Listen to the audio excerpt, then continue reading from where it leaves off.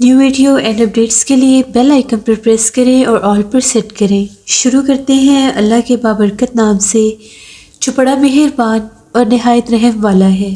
تمام تعریفیں میرے اللہ رب العزت کے لیے ہیں۔ خوفناک کہانیوں کے معزز ناظرین کو میری طرف سے السلام علیکم۔ امید کرتی ہوں آپ سب لوگ خیریت سے ہوں گے، جہاں ہوں گے خوش ہوں گے۔ ہر روز کی طرح آج بھی آپ لوگوں کے لیے بہت ڈراؤنی کہانیاں لائی ہوں جنہیں آپ لوگ یقیناً بہت پسند کریں گے۔ آج کی پہلی خوفناک کہانی سلمیٰ شیئر کر رہی ہیں۔ سلمیٰ کہتی ہیں، آج آپ کے ساتھ اپنی دادی اماں کی بتائی ہوئی ایک خوفناک کہانی شیئر کرنا چاہتی ہوں۔ ہم لوگ شیخو پورہ کے رہنے والے ہیں۔ میری دادی اماں ہمیں یہ کہانی سناتی تھی۔ دادی اماں اب بہت بزرگ ہو گئی ہیں، بہت بوڑھی ہو گئی ہیں۔ اب ان سے جب یہ بات پوچھتے ہیں تو وہ بتاتی تو ابھی بھی ہیں، لیکن کچھ باتیں بھول بھی جاتی ہیں۔ لیکن جب وہ آج سے 5-10 سال پرانی بات اگر کر لیں تو ہمیں یہ کہانی بہت ڈیٹیل سے سناتی تھی، اور ہم لوگ سردیوں کی راتوں میں ان کے پاس بیٹھ کر یہ کہانی سنا کرتے تھے۔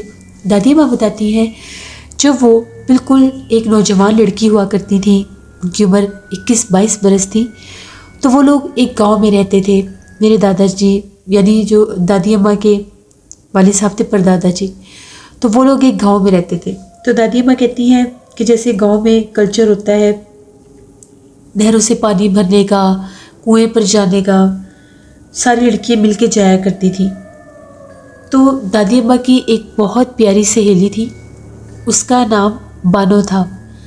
دادی اماں اسے بہت پیار کرتی تھی، وہ دادی اماں سے بہت پیار کرتی تھی، بچپن کی سہیلی تھی۔ تو دادی اماں کہتی ہے کہ ایک دفعہ ایسا ہوا، ہم لوگ نہر کے کنارے بیٹھے ہوئے تھے، موسم بہت خراب تھا، آندھی چل رہی تھی، تو ہم لوگ اس لیے گھر نہیں جا رہی تھی کہ مٹی بہت اڑ رہی تھی، گاؤں کی جگہ تھی، تو ہم نے یہ سوچا کہ ایک سائڈ پر بیٹھ جاتے ہیں، تھوڑی ہوا کم ہوگی تو ہم لوگ گھر چلے جائیں گے۔ ہم لوگ گاؤں کی نہر سے پانی بھرنے آئے تھے۔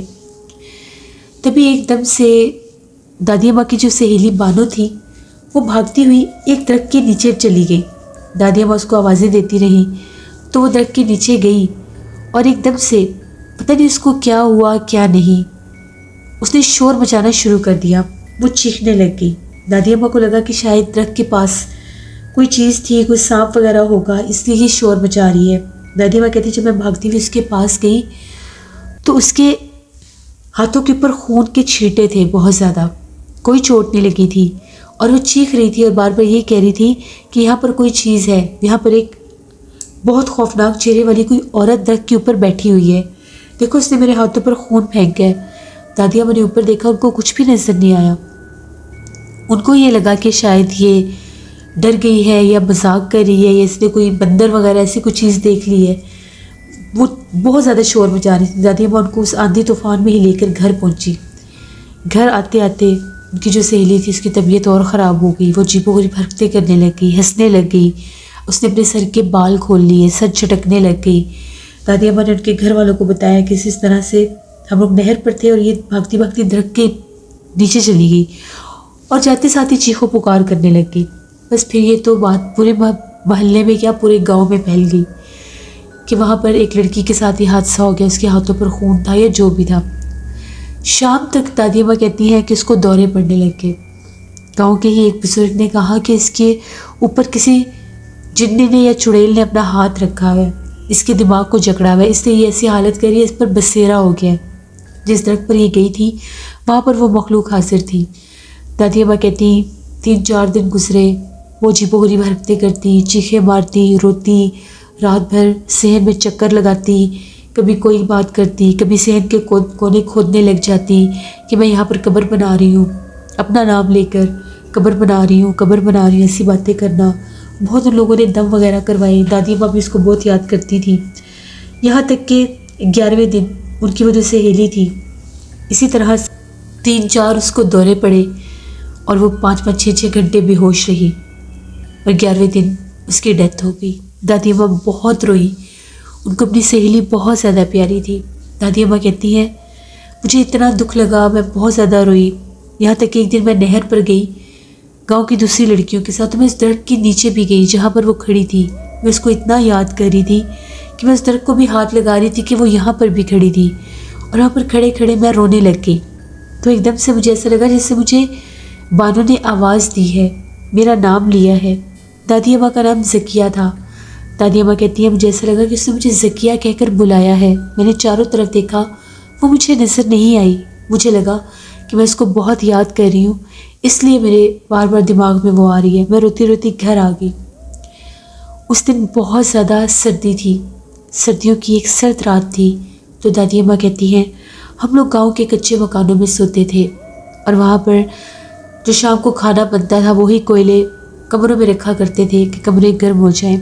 تو جب بہت زیادہ وہاں پر ہیٹ ہو جاتی تھی تو ان کو باہر نکال کر باہر رکھ دیتے تھے کہ اندر دم نہ گھٹ جائے۔ تو دادی اماں کہتی ہے کہ جیسے ہی میری امی نے مجھے یہ کہا کہ ابھی یہ کوئلے والا برتن باہر رکھ دو، تو میں اٹھی۔ بہت گہری رات تھی، باہر کتے بھونک رہے تھے، بہت سرد ہوائیں چل رہی تھیں، یہاں تک کہ ان ہواؤں سے درختوں کے جھولنے کی آوازیں بھی آ رہی تھیں۔ جیسے ہی میں کمرے سے باہر نکل کر برآمدے میں وہ کوئلے رکھنے لگی، تو بھی میں کوئلے رکھ کر اندر جانے ہی لگی تھی، تو ایک دم سے مجھے خیال آیا کہ چلو میں باتھ روم سے بھی ہو لیتی ہوں، ٹھنڈ بہت ہے، بار بار کیسے باہر آؤں گی۔ تو جب میں باتھ روم سے ہو کر واپس آئی تو بھی اپنے برآمدے میں پاؤں ہی رکھا، تو مجھے پھر بانو کی آواز آئی۔ بانو مجھے پکار رہی تھی، بانو میرا نام لے کر کہہ رہی تھی زکیہ میں تم سے ملنے آئی ہوں، تو مجھے یاد کر کے بہت رو رہی تھی نا، دیکھو میں تم سے ملنے آئی ہوں۔ میں نے تو جب زکیہ کی بانو کی آواز سنی میرے تو رونگٹے کھڑے ہو گئے کہ یہ کیسے ممکن ہے، وہ بانو تو مر چکی ہے، پھر وہ میرا نام کیسے لے سکتی ہے۔ جیسے ہی میں ڈرتی ڈرتی دروازے کے پاس گئی پھر واپس آ گئی۔ اس نے کہا کہ یہ سب سمجھ رہے ہیں کہ میں مر چکی ہوں، میں مری نہیں ہوں، دروازہ کھولو، میں یہیں پر کھڑی ہوں، مجھے دیکھو تو صحیح، میں تم سے ملنے آئی ہوں۔ میں بھی بہت اداس تھی، ان لوگوں نے مجھے جا کر دفنا دیا، میں تو زندہ تھی، میں باہر نکل آئی ہوں۔ دادی اماں کہتی میں بہت زیادہ ڈر گئی کہ یہ کیسے ممکن ہے۔ لکڑی کا دروازہ تھا، میں نے لکڑی کے دروازے میں جیسے چھید ہوئے ہوتے ہیں، ان میں سے جب میں نے دیکھا تو کیا دیکھتی ہوں کہ ہو بہو وہ بانو جیسی ہی تھی، اتنا ہی قد، ویسا ہی لباس، لیکن اس نے اپنا چہرہ ڈھکا ہوا تھا۔ ایک سائڈ سے اس کا تھوڑا تھوڑا چہرہ نظر بھی آ رہا تھا، اندھیرے میں کچھ نظر تو نہیں آ رہا تھا کہ چہرہ کہاں پر ہے، لیکن ایک دم سے ایسا لگا جیسے کوئی روشنی سی ہوئی ہے، اور اس نے اپنا آپ مجھے دکھایا۔ شاید وہ جان گئی تھی کہ میں اس کو دیکھ رہی ہوں۔ اس روشنی میں جب میں نے اس کا چہرہ دیکھا میری تو جان ہی نکل گئی۔ وہ تھی تو بانو ہی، لیکن اس حد تک بھیانک تھی کہ میں سوچ بھی نہیں سکتی۔ اس کی بالکل سفید کلر کی آنکھیں تھیں، اور ایسے تھا جیسے پورا چہرہ جلا ہوا ہے، اور جگہ جگہ سے جیسے عجیب و غریب اس کے چہرے پر کوئی نشان ہے یا کیا ہے، سمجھ میں نہیں آ رہا تھا۔ پورا چہرہ جھریایا ہوا تھا، جھریوں سے بھرا ہوا تھا۔ دادی ماں کہتی میں اتنی ڈری، میں ایک دم صاحب کے پیچھے ہٹی اور میں گر گئی۔ جیسے میں گری تو وہ سکتا سا ٹوٹا میرا، وہ ابھی بھی مجھے آوازیں دے رہی تھی، زکیہ مجھ سے مت ڈرو، میں بانو ہوں، تم سے ملنے آئی ہوں، دروازہ تو کھولو، میرے پاس آؤ، میں تمہیں بھی اپنے ساتھ لے جاؤں گی۔ دادی اماں کہتی جب میں نے یہ لفظ سنے میں بھاگی اندر گئی، اور میں نے جب زور سے دروازہ بند کیا تو میں ڈر گئی۔ میری امی جاگ رہی تھیں اور یہ کہنے لگی کہ کیا ہوا ہے تمہیں، اتنی زور سے کیوں بھاگتی ہوئی اندر آئی ہو۔ میں تھر تھر کانپ رہی تھی۔ امی نے مجھے پکڑ کر چارپائی پر بٹھایا تو میرے ہاتھ ایسے تھے جیسے برف کے ہو چکے ہیں۔ امی نے کہا اتنی دیر کہاں لگا کر آئی ہو، کیا ہوا ہے تمہیں؟ میں کچھ بول نہیں رہی تھی، بس ان کو دیکھتی ہی جا رہی تھی۔ امی نے مجھے زور سے ہلایا جلایا، میرے منہ میں پانی کا گھونٹ ڈالا اور پوچھا کہ کیا ہوا ہے تمہیں؟ تو میں نے یہ کہا کہ باہر بانو آئی ہے۔ امی کہتی پاگل ہو گئی ہو تم، اس کو تو مرے ہوئے بھی آج اتنے دن ہو چکے ہیں، ابھی 40 دن نہیں ہوئے تھے، 40 دن سے کم دن ہوئے تھے، 1 مہینہ ہونے والا تھا، اس کو تو مرے ہوئے مہینہ ہو گیا ہے، وہ کہاں سے آ سکتی ہے؟ میں نے یہ کہا کہ نہیں وہ باہر کھڑی ہے، مجھے آوازیں دے رہی ہے، لیکن وہ بانو ہے، بانو ہی، لیکن وہ بہت زیادہ ڈراؤنی ہے، مجھے یہ کہہ رہی تھی دروازہ کھولو میں تمہیں ساتھ لے جاؤں گی۔ دادی اماں کی امی بہت زیادہ ڈر گئی اور یہ کہنے لگی آرام سے یہاں پر بیٹھ جاؤ، باہر نہیں جانا۔ انہوں نے آیت الکرسی کا حصار کیا، درود پاک پڑھا اور اپنی بیٹی پر دم کرنے لگ گئی۔ باہر کوئی دروازہ کھٹکھٹا رہا تھا۔ سردیوں کی سرد رات میں، اندھیری رات اور آدھی رات میں وہ بدرو باہر کھڑی ہوئی تھی جو بانو کے روم میں آئی تھی اور دروازہ کھٹکھٹا رہی تھی۔ سب بہت ڈر گئے۔ دادی اماں نے صبح یہ بات سب کو بتائی۔ دادی اماں کے والد صاحب کو بھی اس بات کا پتہ چلا، وہ گھبرا گئے اور بہت ڈر گئے۔ انہوں نے فوراً سے کہا کہ اس کو لے کر کسی بزرگ کے پاس جاتے ہیں، کہیں ایسا نہ ہو کہ اس چڑیل آفت کا بسیرا ہماری بیٹی پر بھی ہو جائے، کیونکہ دادی اماں نے یہ بھی بتایا تھا کہ وہ بھی اس درخت کے نیچے گئی تھیں۔ سب نے بہت ڈانٹا انہیں۔ آج وہ بہت زیادہ خوفزدہ تھیں۔ کیسے ہو سکتا ہے؟ میری سہیلی تو اتنی پیاری تھی، اس کا چہرہ ایسے کیسے ہو سکتا ہے؟ کہیں میرا وہم تو نہیں تھا؟ لیکن پھر بھی ان کو لے کر دوسرے گاؤں میں ایک بزرگ کے پاس گئے۔ بزرگ نے ان کو دم کیا اور یہ کہا کہ تم نے بہت غلطی کی اس درخت کے نیچے جانے کی۔ ابھی 40 دن نہیں ہوئے، ابھی تک وہ مخلوق وہیں موجود ہے جس نے تمہاری سہیلی کو مارا تھا۔ وہ ایک پچھل پیری چڑیل تھی، ایک ڈائن تھی، اور وہ کسی بھی وقت کوئی بھی روپ لے سکتی ہے۔ اب وہ بدروح بن کر وہاں آئی تھی بانو کے روپ میں، کہ تمہیں جتنا بانو سے پیار تھا اور جتنی تم بانو کے لیے اداس تھی، تم دروازہ کھول دو گی اور وہ تمہارے اوپر بھی حملہ آور ہو کر تمہیں بھی اپنا نشانہ بنا سکے گی اور پھر تمہیں بھی ساتھ لے جائے گی۔ کچھ بھی ہو جائے، چاہے تمہیں بانو اپنی اصل شکل و صورت میں بھی نظر آئے، تم نے اس کی طرف نہیں جانا۔ بانو مر چکی ہے، بانو کے روپ میں وہ چڑیل بدروح تمہارے سامنے آئے گی، اس کی طرف بالکل دھیان نہیں دینا۔ ان بزرگ نے مجھے دم کیا اور میری حفاظت کے لیے ایک تعویذ بھی دے دیا، اور یہ کہا کہ یہ تعویذ گلے سے نہیں اتارنا۔ وہ تعویذ میں نے گلے میں پہن لیا۔ تقریباً 5-10 دن ہو گئے تھے میں نہر پر نہیں گئی تھی۔ عجیب سا خوف تھا۔ جب سے میں نے گلے میں تعویذ ڈالا میں کچھ نارمل ہو گئی، لیکن اس رات کے بعد ہر رات باہر سے آوازیں آتی تھیں، میں سنتی تھی لیکن باہر نہیں جاتی تھی۔ 4-5 دن سے اب آوازیں نہیں آ رہی تھیں، تو میں نے اپنے آپ کو نارمل کرنے کے لیے آج میں نہر پر پانی بھرنے کے لیے گئی دوسری لڑکیوں کے ساتھ۔ ہم لوگ وہاں سے پانی بھر کے جیسے ہی واپس آنے لگی، مجھے پھر سے بانو کی آواز آئی۔ میں نے دیکھا تو وہ اسی درخت کے نیچے کھڑی تھی، بالکل اسی دن کی طرح۔ آج اس کا چہرہ بھی ٹھیک تھا۔